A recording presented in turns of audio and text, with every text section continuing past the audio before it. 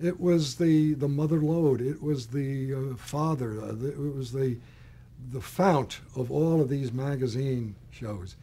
Um, the first one to come along, which I'm proud to say I also worked on, was I spent 20 years with 60 Minutes. I was one of the founding producers. That's a title that is a showbiz title, but it meant a reporter who went out, got all the details, came back, conferred with the correspondent who was doing 4 other stories at the same time, wrote up the outline, placed the questions, told him what answers he can expect, and if they get a different answer, how to approach the next question.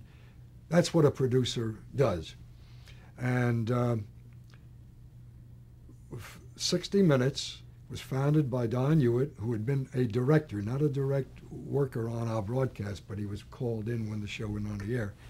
And he was going to do one guy, it was going to be Harry Reasoner, and do 3 stories, the small picture. And it would have been impossible for any one guy to do all 3 stories of the week. We saw that immediately. So he then pulled Mike Wallace in, the 2 of them.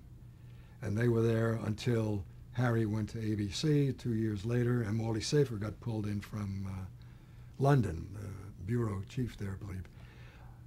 But the technique of the 3 stories is essentially what was initiated in See It Now.